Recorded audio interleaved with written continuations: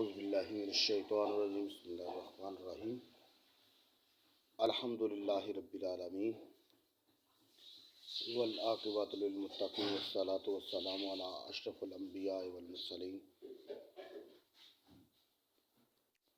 اللہ تبارک و تعالیٰ کا فرمان ہے، سب سے پہلے بسم اللہ سے شروع کرتے ہیں۔ اللہ تبارک و تعالیٰ کا فرمان ہے، بسم اللہ الرحمن الرحیم، ہر نیک کام کرنے سے پہلے بسم اللہ الرحمن الرحیم پڑھا کرو۔ اس کے بعد الحمدللہ رب العالمین کہ سب تعریفیں اس رب کے لیے ہے جس نے تمام جہانوں کو پیدا کیا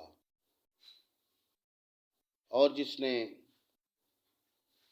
انسان پر اتنی مہربانیاں کی کہ اسے کھانے کے لیے دیا، اس کے بعد اسے پہننے کے لیے دیا، اس کے بعد اس کا زندگی کا جو معیار تھا اس معیار کے مطابق اللہ تبارک و تعالیٰ نے اسے عطا کیا۔ تو انسان کو سانس بھی ملا، ہوا بھی ملی، پانی بھی ملا، روٹی بھی ملی، اس کے علاوہ اسے رہنے سہنے کا سب چیزیں ملیں۔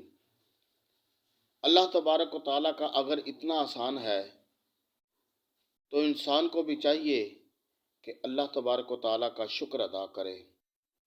تو اس کے لیے سب سے بہترین طریقہ کار یہ ہے کہ وہ پڑھے الحمدللہ رب العالمین، کہ شکر ہے اس رب کا جو جہانوں کا مالک ہے۔